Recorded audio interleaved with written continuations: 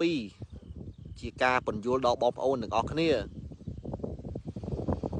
កងទ័ពយើងអត់បានដកទៅណាទេមានតែកងកម្លាំងប្រដាប់អាវុធទេទើបដឹងព័ត៌មាននេះច្បាស់អញ្ចឹងកុំជឿតាមការញុះញង់បំផុលពួកបងជ្រុលនិយមក្រៅស្រុក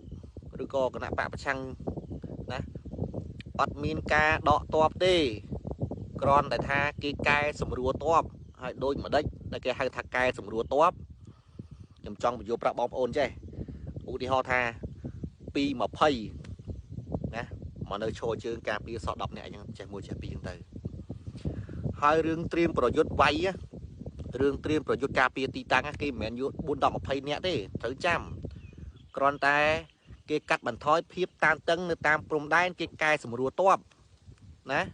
គេកែសម្រួលទ័ពតែពួកយើងនៅឈរការពារទីតាំងនៅកន្លែងដដែលទេมันបានដកទ័ពទៅណាហើយมันបានលុបត្រង់សេឬឋានដូចជាព័ត៌មានថៃផុសទេអញ្ចឹងបងប្អូនទាំងអស់គ្នាក៏បាច់ឆោឡោអីគ្មានទេគ្មានការដកទ័ពទេទោះជាទឹកដីរបស់យើងនាយករដ្ឋមន្ត្រីរបស់យើងក៏បានទៅប្តឹងទៅ ICJ ហើយគាត់នៅប្រកាន់គោលចំហជាប់នៅតែប្តឹងទាមទាររបស់ប្រាសាទតាកបីតាមន់និងមុំ3របស់យើងមកវិញព្រោះវាជារបស់យើងហើយរឿងការបំផុសបំផុលព័ត៌មានថាកម្ពុជា